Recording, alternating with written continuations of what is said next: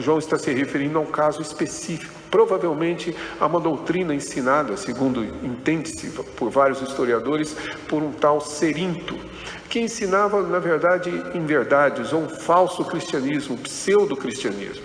Alguns desses mestres haviam sido membros, provavelmente, da igreja cristã. Ele mesmo se referiu nesta carta dizendo que saíram do nosso meio porque não eram dos nossos. Eram pessoas que estavam, na verdade, anunciando. Então, talvez tenham saído exatamente porque não lhe demos ouvidos e, por isso, eles se afastaram para constituir suas próprias comunidades. Mas é um falso ensino que, na realidade, ameaça a doutrina específica aqui da encarnação de Cristo. Por isso, João se refere especificamente a esse caso. Mas a intenção de João é muito clara. O verso 1 é bem evidente. O verso 1 do capítulo 4 é um mandamento. Ele diz: amados, não deis créditos a qualquer espírito, antes provai os espíritos. Isso é uma ordem, é um imperativo com todas as letras. Para quem quiser realmente observar, ele está nos dizendo que cabe a nós julgarmos, cabe a nós provarmos, cabe a nós exercermos o juízo. O problema é que no nosso tempo, não fazer juízo e não julgar tornou-se virtude. As pessoas se orgulham de dizer que não julgam os outros. E quando julgam ainda dizem: olha, não estou fazendo um julgamento. Julgamos sim, e precisamos julgar sim. A ordem de Deus é que nós exerçamos juízo.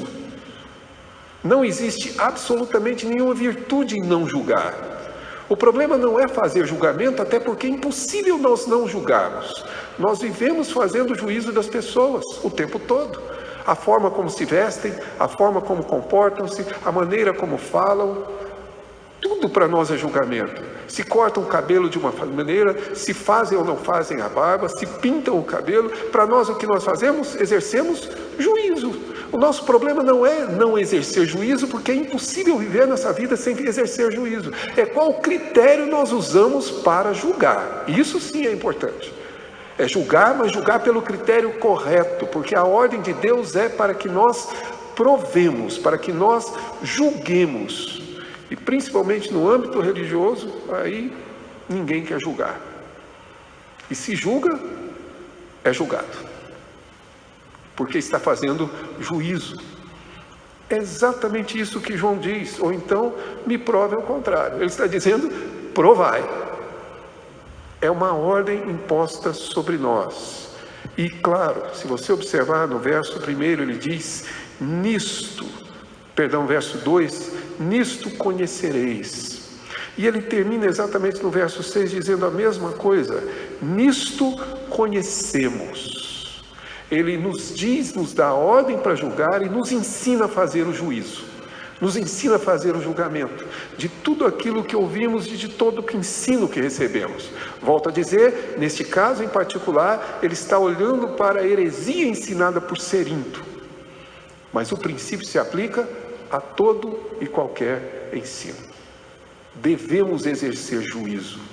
E quando ele diz para julgar, meus irmãos, não são os teólogos que têm que julgar.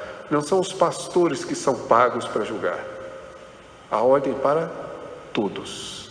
Todos nós devemos exercer esse juízo. E como devemos fazê-lo? Exatamente aqui que ele nos ensina como conhecemos. O critério é muito simples. Se você observar no texto, quando ele diz que devemos fazer esse juízo no verso 2, nisto conhecereis o Espírito de Deus. Todo espírito que confessa que Jesus Cristo veio em carne, esse é de Deus. Ou seja, o princípio é que na realidade nós fazemos o juízo pelo conteúdo daquilo que é anunciado, pelo conteúdo do que é ensinado, pelo conteúdo do que é confessado. Aqui em particular, se Jesus de fato encarnou-se. Cerinto ensinava, na realidade, que o Filho é uma espécie de aion, uma palavra grega utilizada para algumas funções, digamos, com alguns resultados semânticos, mas o Espírito é uma espécie de aion. Simplificando, Cerinto ensinava que, na realidade, o Filho não se encarnou, mas ele assumiu o corpo de Jesus no batismo e deixou pouco antes da sua morte. Nesse caso não houve encarnação, mas era exatamente o que era assinado.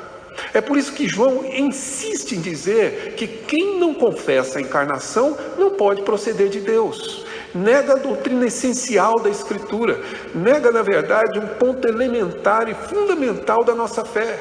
João está dizendo: quem ensina isso não procede de Deus. Como é que nós podemos saber? Simples, ouça o que eles dizem, o que eles confessam, o que eles ensinam.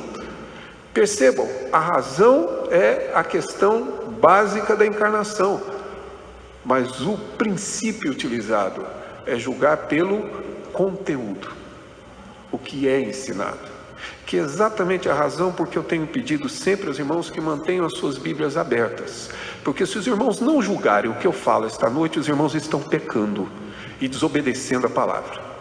Cabe a vocês julgarem o que eu falo. Marcos já me ajudou aqui, que eu falei que o dia do adolescente era no terceiro domingo. Não é, no quarto, porque hoje é o quarto, né? Um bom juízo. Mas cabe a vocês julgarem o que eu falo, cabe a vocês julgarem o que eu digo, cabe a vocês a julgarem se o que eu estou dizendo está de acordo com a Escritura, porque inspiração foi até a Escritura ser encerrada, meus irmãos. Ninguém fala inspiradamente mais. Contamos com a graça da iluminação de Deus a nós. Mas veja bem, a iluminação não me preserva de erros, e é certo que esta noite eu errarei, e cabe a vocês julgarem. É exatamente esse princípio que na realidade João requer, é esse mandamento que é trazido. E como devemos fazer? Nós devemos provar, nós devemos na verdade observar o que é anunciado, e pelo conteúdo nós podemos de fato entender se o ensino procede da Escritura ou não.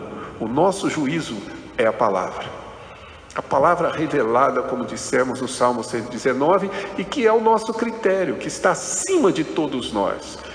E contra ela, nós não devemos anunciar a sua palavra, a nossa palavra. Ela precisa estar de acordo exatamente com o que Deus nos revela. E é esse juízo que, de fato, nós precisamos exercer.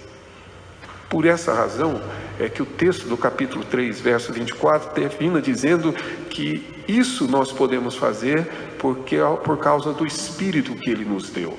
Assim como o pastor não pode falar sem que o Espírito de Deus o ilumine, os irmãos não podem exercer esse juízo e julgamento e compreender a palavra, a não ser por meio do ministério do mesmo Espírito. É por isso que eu tenho insistido também com os irmãos que quando orarem, orem pelo pregador, mas orem por vocês também. Orem pela responsabilidade que nós trazemos, mas orem pela responsabilidade que vocês possuem. O que não pode haver é essa ausência de crítica, essa ausência nossa de exercício de fato conferir o que se diz por meio da Escritura.